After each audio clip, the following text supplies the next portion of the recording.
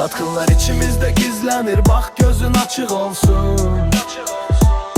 Sözləri şirin gəlir, amma niyyətləri qurdun olsun. Qaranlıqda gəzənlərə işıq saçmıram, yanımda olsun. Bu meydanda xəyanətin adı var, hamısı yatsın sonsun.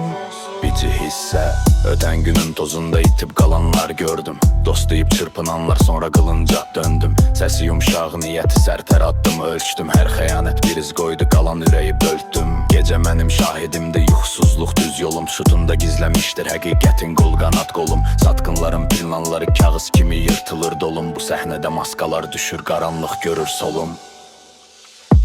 Satqınlar içimizdə gizlənir, bax gözün açıq olsun.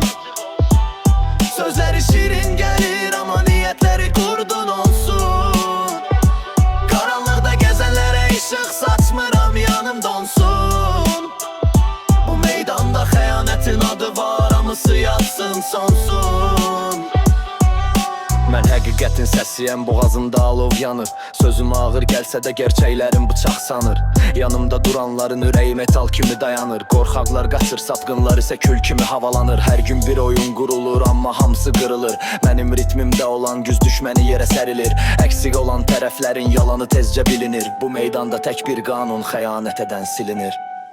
Satqınlar içimizdə gizlənir, bax gözün açıq olsun.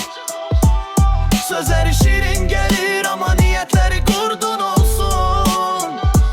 Qaranlıqda gəzənlərə işıq saçmıram, yanım donsun. Bu meydanda xəyanətin adı var, hamısı yatsın sonsun.